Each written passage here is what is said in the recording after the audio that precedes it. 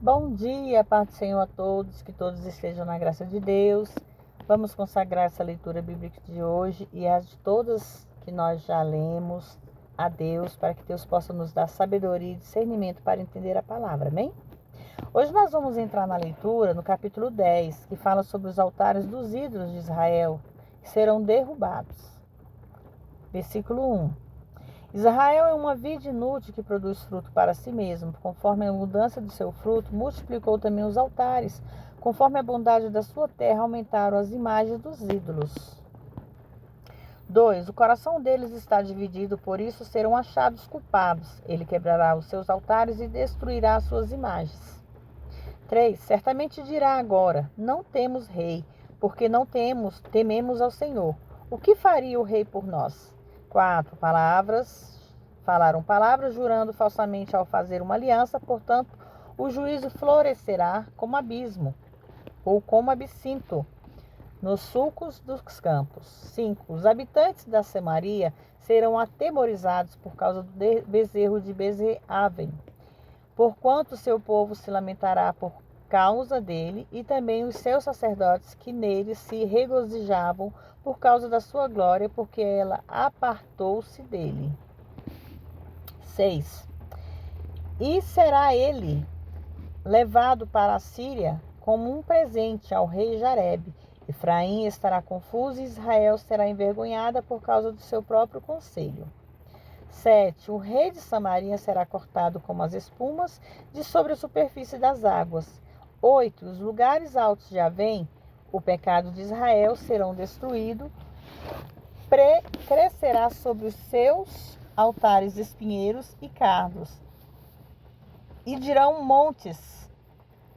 aos montes: cobrir-nos, e as colinas caíam sobre nós. 9. A fortaleza de Israel cairão. Desde os dias de Gibeá, pecastes, ó Israel, ali permaneceram a batalha de Gibeá contra os filhos da iniquidade, não os alcançaram. 10. Eu os castigarei segundo os meus desejos, e povos se ajuntarão contra eles, quando eles então se atentarem aos seus dois sulcos. Efraim é uma bezerra domada, que gosta de se debulhar, mas eu passarei sobre a formosura do seu pescoço, eu farei levar o jugo Efraim, Judá lavrará e Jacó quebrará os seus torrões. 12.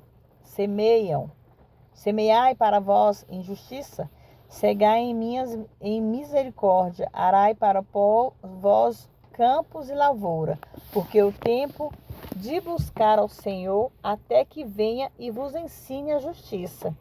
3. O juízo inevitável. Lavrastes a impiedade, cegastes a iniquidade, comestes o fruto da mentira, porque confiastes no teu caminho na multidão dos teus fortes. 14. Portanto, entre o povo se levará um grande alvoroço. Entre o povo se levantará um grande alvoroço, todas as fortalezas serão destruídas, como destruiu Salmã, a Bete-Arbel. No dia da batalha, a mãe foi despedaçada com os filhos.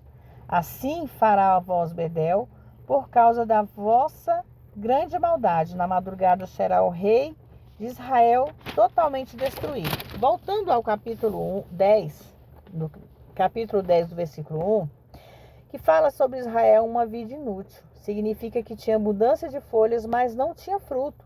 E pouco fruto se produzia, não era para Deus, mas para si mesmo. O fruto que produzia não era usado para o Senhor, mas apenas para multiplicar também os altares, quer dizer, altares aos deuses ídolos. No 2, a frase "o coração deles está dividido" revela o fato de que essa era a fonte do mal deles. Tendo o coração dividido, eles alternavam entre duas opiniões, entre o culto ao Senhor e o culto o culto idólatra. 3. Por causa da queda, o coração natural se opõe a Deus. Em sua obstinação, pediram um rei, declarando uma necessidade, mas quando Deus, em sua ira, o tira, eles imediatamente dizem: podemos viver muito bem sem ele. O que faria o rei por nós? No pecado todo, Israel tinha pedido um rei. Quando o Senhor era o seu rei, no pecado, Efraim havia feito Jeroboão rei. No pecado, seus reis subsequentes foram feitos sem conselho e direção de Deus. E agora, no final de tudo, eles refletem o quão inútil tudo isso é. Florescerá como absinto, é uma erva amarga, irmãos. Os sulcos dos campos. Ao monarca da Assíria, ao mesmo tempo, fez um tratado com o rei do Egito. Portanto, a ira divina cobriria toda a terra como as ervas daninhas brotam nos sulcos dos campos. O bezerro refere-se ao bezerro de ouro de Betel. Seu povo lamentará por causa dele. Fala do povo de Israel, então sendo chamado de um povo do bezerro. Como eles antes eram chamados de povo de Jeová, eles haviam escolhido o bezerro para ser o seu Deus. Agora lamentam pelo seu ídolo, que não podem ajudar a si mesmos nem a eles. No versículo 8, os lugares altos do Evém diz respeito a Betel. Aven significa vazio ou vaidade. O que era a casa de Deus tornou-se a casa da vaidade e pecado. Assim é o cristianismo corrupto na atualidade. Este versículo fala da vinda do dia em que Israel será destruído, o que aconteceu pelos assírios, porque os espinheiros cardos cresceram ao redor dos altares pagãos. No versículo 11, o sentido deste versículo é que, visto como os dois reinos não estavam dispostos a levar facilmente o jugo do governo divino, eles então serão rejeitados ao senhorio, tirando do homem. Infelizmente, essas profecias, como foram dadas por Oséias, tanto para o reino do norte como para o sul, não foram levadas em consideração. A toda a frase, assim fará a vós, Betel, por causa da vossa grande maldade, no versículo 15 e último, irmãos, refere-se à sua idolatria, até onde elas os havia levado, e que as crueldades que eles sofreriam não deveriam ser imputadas a Deus, mas sim a eles mesmos. O rei de Israel era Oséias, destruído, fala da nação, literalmente deixando de existir. No capítulo 11, a rebelião persistente. A rebelião persiste quando Israel era ainda menino. Eu o amei e do Egito chamei do meu filho. Mas, como chamavam assim, eles se iam da sua presença ao Balaim, sacrificavam e queimavam incensos, raiz de escultura. Perdão, irmãos. Versículo 3. Dotávia, eu ensinei a andar Efraim, tomando-o pelos braços, mas eles não souberam que era eu quem os curava. Na primeira frase, irmãos, é um retrato de cuidado orientador e protetor que Deus tem pelo seu povo. Isso apesar da inconstância deles, mas eles não souberam que era eu quem os curava. Diz respeito a eles se desviarem, sofrendo as consequências disso, e então sendo recolhidos pelo Senhor, o qual os tratava com carinho e mansidão, curando suas feridas.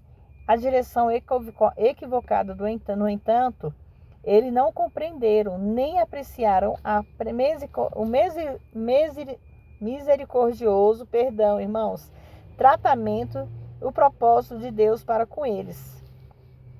Versículo 4. Com cordas humanas os atraí, com laços de amor, e fui para eles como os que tiraram o jugo, e sobre as suas queixadas, e pus o alimento diante deles. 5. Não voltaram para a terra do Egito, mas a Síria será seu rei, porque recusaram converter-se. E cairá sobre a espada as suas cidades, e consumirá os seus ferrolhos, e os devorará por causa de seus próprios conselhos. Porque o meu povo se inclinando a desviar-se de mim, embora eles chamem-o para Altíssimo, nem deles absolutamente o exaltam. A primeira fase desse versículo é extremamente expressiva, com quase cada palavra tendo ênfase própria. No versículo 7, irmãos. Embora eles o chamem para o Altíssimo, refere-se aos profetas que chamavam Israel para para que deixasse os ídolos e se voltasse para o Senhor, mas em vão nenhum deles absolutamente o exaltava. Refere-se a eles recusando-se a abandonar os seus ídolos e submeter-se ao Altíssimo, que é o Senhor Deus. Deus ainda ama Israel. Versículo 8. Como se deixaria, ó Efraim? Como te entregaria, ó Israel? Como se faria como Adama? Te poria eu como Zeboim? Meu coração se envolve dentro de mim, todos os meus arrependimentos estão juntamente inflamados. 9. Não exultarei o furor da minha ira, não voltarei para destruir Efraim, porque eu sou Deus, e não homens. Os santos do meu meio de ti, eu não entrarei na cidade. Deus restaurará Israel. Andarão após o Senhor, ele rugirá como leão. Rugido ele, os filhos do ocidente tremerão. Tremerão, virão como um passarinho do Egito, e como uma pomba os da terra da Assíria, e os farei habitar nas casas, diz o Senhor. Oh Deus, perdão. 12. Efraim rodeou-me com mentira, e a casa de Israel com engano. Judá ainda governa com Deus, e é fiel com os santos. Essa profecia contrasta Efraim com Jacó. O primeiro confiando em si mesmo, reis da Assíria e do Egito. O segundo, Judá, fraco, dependente, confiando no Senhor, o Deus de seu pai Isaque. Porque a lição aqui, uma vez mais ensinada, é que Deus não pode dar vitórias à carne, e que o servo do Senhor Judá é forte quando é fraco. Isso se dá a entender, irmãos, que nós somos fortes em Deus quando nós estamos fracos. Que Deus, na nossa fraqueza, Ele nos fortalece. Que Deus, na nossa fraqueza, Ele nos põe de pé. Então nós temos que entender que Deus, Ele sempre restaurará a nossa vida, como Ele restaurou Israel, como Ele restaurou a vida daqueles que pecavam, mas se voltou para Ele.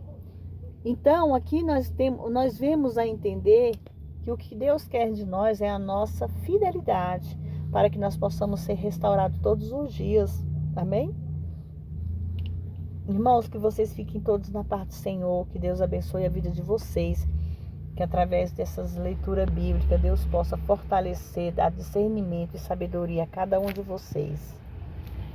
Irmãos e irmãs, que Deus abençoe a vida, a família, que leve providência na vida de vocês, que leve mantimento na casa de vocês, que Deus possa abençoar a vida sentimental, financeira, familiar, saúde espiritual na vida de cada um de vocês, irmãos. Amém? Que vocês fiquem todos na paz do Senhor, que vocês possam compartilhar, que vocês possam se inscrever nesse canal, que logo, logo nós chegaremos onde nós queremos chegar.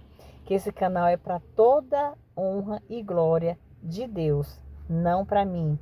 Eu estou aqui apenas fazendo uma leitura bíblica para que vocês possam me acompanhar e ler junto comigo a palavra de Deus. Amém? Fiquem todos na paz do Senhor.